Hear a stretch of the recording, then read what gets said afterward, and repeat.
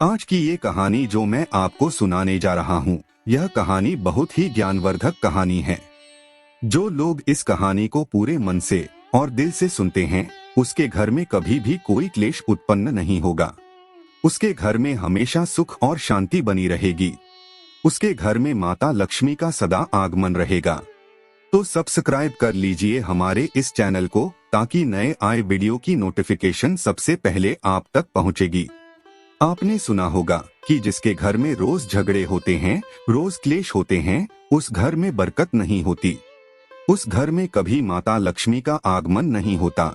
और जिसके घर में सुख शांति होती है, उसके घर में सुख समृद्धि का आगमन होता है और माता लक्ष्मी का निवास उसके घर पर सदा बना रहता है। इस कहानी को सुनने के बाद हमें यह पता चल जाएगा कि हमें घर में लड़ाई झगड़ा क्यों नहीं करना चाहिए, और जिसके घर में लड़ाई झगड़े होते हैं, वो उन लड़ाई झगड़ों को कैसे रोक सकता है, क्योंकि घर में सुख शांति का होना बहुत जरूरी है। क्योंकि जहाँ सुख शांति होती है, वही माता लक्ष्मी निवास करती है। जहाँ क्लेश उत्पन्न होते हैं, लड़ाई झगड़े उत्पन्न होते हैं, वहाँ माता लक्ष्मी का वास नहीं होता। वहाँ दुख और दारिद्र्य का निवास होता है। हो सके तो इस कहानी को पूरा सुने। यह कहानी आपके जीवन में बहुत सीख देगी। यह बहुत ही ज्ञानवर्धक कहानी है। इसे जरूर सुने। एक मोर और मोरनी की कहानी। इससे पहले कि आप हमारी कहानी में खो जाएं, चैनल को सब्सक्राइब करना ना भूले। चलिए कहानी शुरू करते हैं। एक जंगल में एक मोर और मोरनी रहते थे। मोर और मोरनी बहुत हंसी खुशी जंगल में रहते थे। एक दिन मोरनी मोर से कहती है, पिया जी, हमें यहाँ से चलना चाहिए। हमें वहाँ चलना चाहिए जहाँ हमारे समाज के लोग रहते हैं। काफी सारे मोर मोरनी रहते हैं, हमें वहाँ चलना चाहिए। मोर मोरनी से कहता है, प्रिय, अगर हम वहाँ चलेंगे तो रोज लड़ाई झगड़े होंगे। हम दोनों यहाँ जंगल में कितना सुकून से रहते हैं, वहाँ जाने की क्या जरूरत है। लेकिन मोरनी जिद करने लगती है तो मोर भी मान जाता है। मोरनी की जिद करने पर वो दोनों उड़कर एक नगर में आ जाते। उस नगर का राजा पशु पक्षियों की भाषा को अच्छी तरह से समझता था। उस राजा ने कराओ शास्त्र की पढ़ाई की थी। कराओ शास्त्र का मतलब यही होता है कि पशु पक्षियों की भाषा को समझ पाना। वह राजा सभी प्रकार के पशु पक्षियों की आवाज को समझ पाता था। हर जीव जंतु की आवाज को वह बखूबी समझता था कि वह क्या कह रहा है। दोनों मोर और मोरनी उसी नगर में आ जाते हैं। एक दिन की बात है। राजा अपनी रानी से कहता है कि हे रानी, मुझे बहुत तगड़ी भूख लगी है, आप मुझे भोजन खिला दीजिए।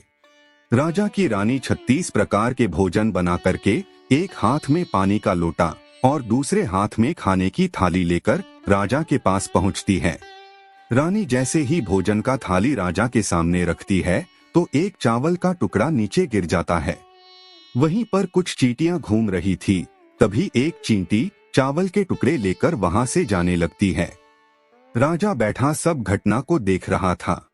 उस चींटी के पास में तुरंत ही एक बड़ा चींटा आता है और वह चींटा उस चींटी से कहता है, हे प्रिय, यह चावल का टुकड़ा मुझे दे दीजिए और तुम वापस जाओ और उस राजा की थाली से दूसरा चावल का टुकड़ा लेकर आओ।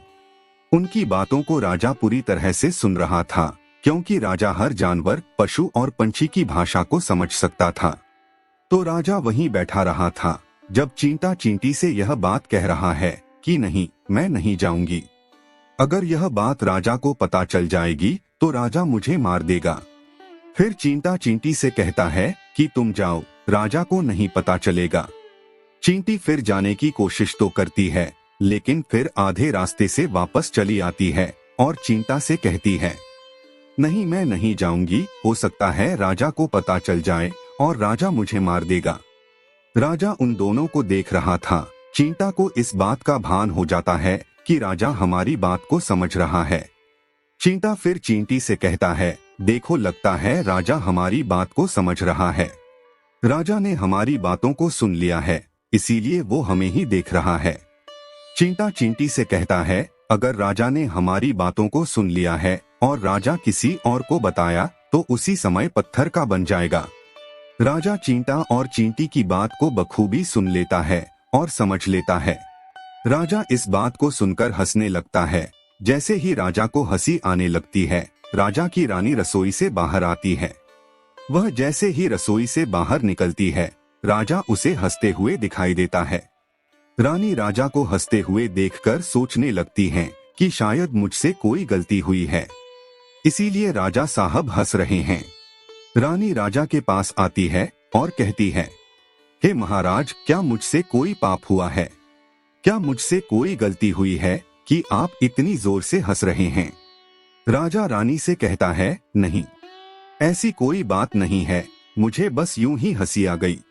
रानी जिद करने लगती हैं और कहती है, आपको मुझे बताना पड़ेगा कि आप क्यों हंस रहे थे। राजा बार बार मना करता है, क्योंकि राजा को पता था कि चींटी ने कहा है कि अगर मैं चींटी वाली बात किसी को बताऊंगा तो मैं पत्थर का बन जाऊंगा। इसीलिए राजा रानी को यह बात नहीं बताना चाहता था, लेकिन रानी बार बार जिद करती हैं और कहती है, आपको मुझे बताना ही पड़ेगा कि आप क्यों हंस रहे थे। अगर आप मुझसे सच्चा प्रेम करते हैं, अगर आप मुझे अपना समझते हैं, तो आपको यह बताना पड़ेगा कि आप क्यों हंस रहे थे। राजा अब धर्म संकट में पड़ गया है। राजा सोचता है, अगर मैं ये बात रानी को बताऊंगा तो मैं पत्थर का बन जाऊंगा, और फिर सोचता है, अगर मैं नहीं बताऊंगा तो रानी का विश्वास खत्म हो जाएगा। रानी बहुत जिद करने लगती है। कहते हैं ना कि प्रिया हठ और बाल हठ बहुत तगड़ी होती है। इन दोनों हठ से हमेशा बचकर के रहना चाहिए।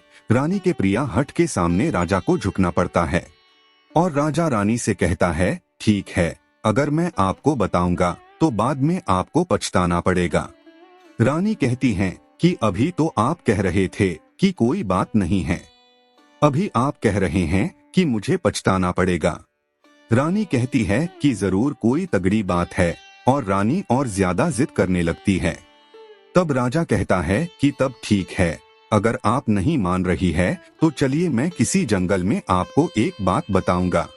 राजा रानी रथ पर सवार होकर के जंगल के लिए निकल जाते हैं। जैसे वो घोर जंगल में पहुंच जाते हैं, तब राजा सारी बात रानी को सुनाने लगता है। जैसे ही राजा थोड़ी थोड़ी बात रानी को सुनाते गया, वैसे वैसे वो भी धीरे धीरे पत्थर का बनता गया। जैसे राजा ने आधी बात रानी को सुनाई, वो भी आधा पत्थर का हो गया।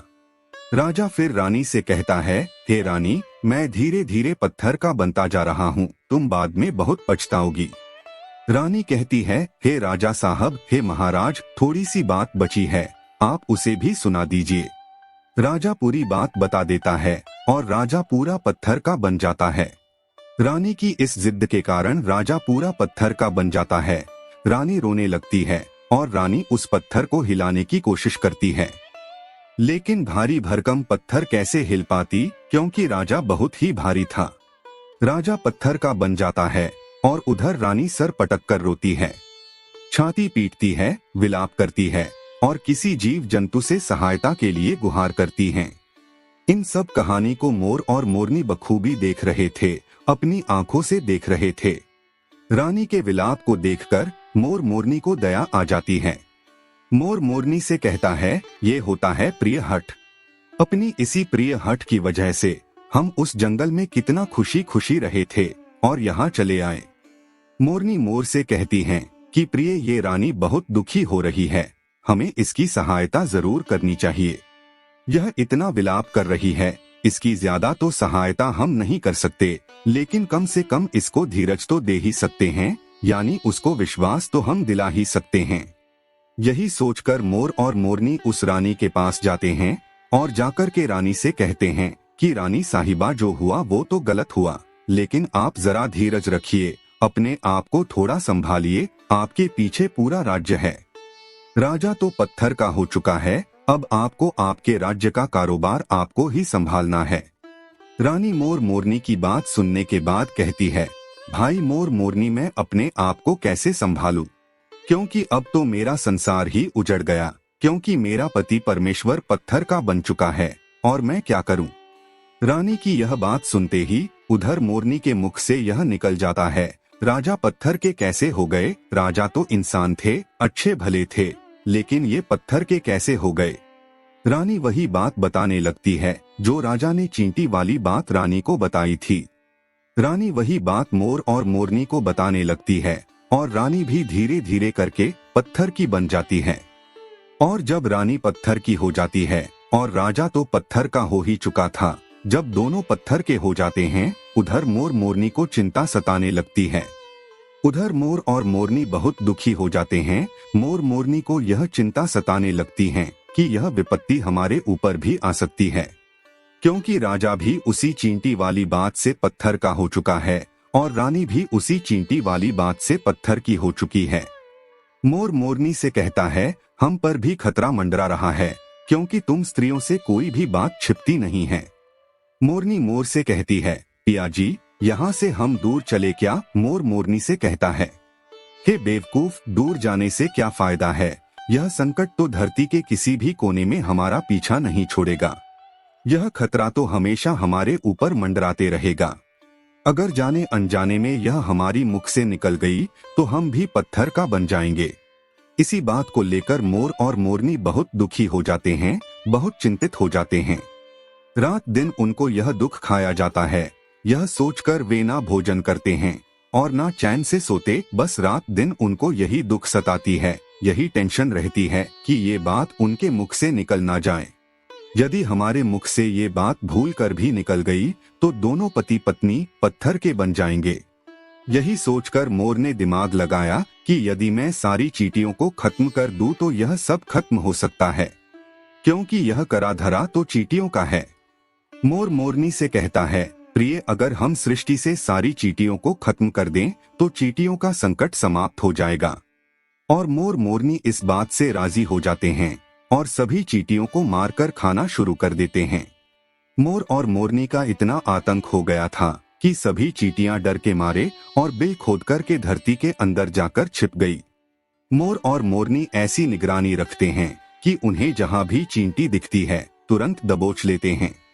कोई भी चींटी मोर और मोरनी के इस आतंक के वजह से बाहर ही नहीं आती थी। सभी चींटियों ने जमीन के अंदर अपना बिल बना दिया और जमीन के अंदर ही जाकर बैठ जाती। काफी समय बीतने के बाद चींटियों को भूख सताने लगी, क्योंकि भोजन तो बिल में मिलता नहीं, भोजन तो बाहर मिलता है। जैसे ही भोजन लेने के लिए चींटी बाहर आती, मोर उसे दबोच लेता है और उसे जान से मार देता। एक चींटी और एक चींटा बिल के अंदर भोजन के लिए तड़पते हुए श्री हरि विष्णु का जोरदार भजन करने लगे। भक्ति करते करते उन्हें यह भी मालूम नहीं था कि वह कहाँ है, कहाँ नहीं है। वे घोर तपस्या में लीन हो गए। अंत में जाकर श्री हरि विष्णु उन्हें दर्शन देते हैं और भगवान विष्णु कहते हैं, चींटी, चिंटा, जो तुम्हें मांगना है मांग सकते हो, हम तुम्हारी भक्ति से प्रसन्न हैं। क्योंकि चिंटा और चींटी ने निरंतर भक्ति की थी, ना ही कोई जल ग्रहण किया, ना ही अन्न, इसलिए भगवान विष्णु बहुत जल्दी प्रसन्न हो गए और आकर कहने लगे, जो तुम्हें मांगना है मांग सकते हो, हम तुम्हारी भक्ति से बहुत प्रसन्न हैं। उधर चिंटा और चींटी ना जाने कितने दिनों से भूखे और प्यासे थे। दोनों एक ही बात कहते हैं, हे प्रभु, अगर आप हमें वर देना चाहते हैं तो हमारे पेट में गांठ लगा दीजिए। उन्होंने सोचा, अगर हमारा पेट नहीं होगा तो हम बाहर क्यों जाएंगे और मोर मोरनी हमें नहीं खाएंगे, इसीलिए उन्होंने मांगा, हे प्रभु, हमारे पेट में गांठ लगा दीजिए। भगवान विष्णु कहते हैं, तथास्तु, और चींटियों के पेट में गांठ लग जाती है। आज भी उन चींटियों के पेट में गांठ लगी हुई है, चींटियों का पेट नहीं होता। फिर चिंटा और चींटी भगवान विष्णु से कहते हैं, प्रभु, हमारे पेट में तो गांठ लग गई है, लेकिन अभी भी हमें मोर और मोरनी से खतरा है। मोर और मोरनी हमारे इंतजार में अभी भी ऊपर जमीन पर बैठे हैं और जैसे ही वे लोग हमें देखेंगे वो हमें मार देंगे। भगवान विष्णु मोर से कहते हैं, हे मोर, तुम चींटियों का शिकार करना बंद कर दो, इसमें चींटियों का कोई दोष नहीं है। जो दोषी था वो राजा था, क्योंकि राजा ने कराओ शास्त्र की पढ़ाई की थी, इसीलिए वह सभी जीव जंतु की भाषा को समझने में सक्षम था। उसके साथ साथ वो जिन भाषा को समझता था उनका रूप बदलने में भी सक्षम था। पशु पक्षियों का वह रूप धारण किया करता था और जब वह राजा रूप धारण करता था उन पक्षियों के साथ संभोग भी किया करता था। और जब वह पशु पक्षी गर्भधारण करते थे तो वह उन्हें छोड़कर के इंसान बन जाता था और फिर ऐसी पशु पक्षियों पर वह जोर से हंसता था। इसकी ऐसी मूर्खता के कारण ही आज यह राजा पत्थर का बना पड़ा है। मोर कहता है, हे प्रभु, उनकी पत्नी का, उनकी रानी का क्या दोष है? श्री हरि विष्णु कहते हैं कि उनकी पत्नी भी उनके इस पाप में भागीदारी है, क्योंकि उनकी पत्नी अगर उनको रोकती तो वह इतना बड़ा पाप नहीं करता। इसीलिए उनकी रानी भी इस पाप की भागीदारी है, इसलिए आज वो भी पत्थर की बन चुकी है। श्री हरि के समझाने के बाद मोर उनसे कहता है, हे प्रभु, पर इस बात को हम किसी और से कहेंगे जो कि रानी ने हमें सुनाई है, तो क्या हम पत्थर के बन जाएंगे? श्री हरि विष्णु कहते हैं कि तुम्हारा यह श्राप अब समाप्त हो चुका है, तुम्हें किसी से कहने पर कोई फर्क नहीं पड़ेगा। आप किसी से भी कह सकते हैं, तुम्हारे ऊपर से खतरा टल चुका है। मोर और मोरनी बड़े प्रसन्न हो जाते हैं, उनकी खुशी का कोई ठिकाना नहीं था। श्री हरि विष्णु अंतर्ध्यान हो जाते हैं और चले जाते हैं, और इधर मोर मोरनी का खुशी का कोई ठिकाना नहीं था। अगर किसी जानवर को, किसी पशु को खुशी होती है तो वह झूमने लगता है, नाचने लगता है। यही बात मोर के साथ हुआ।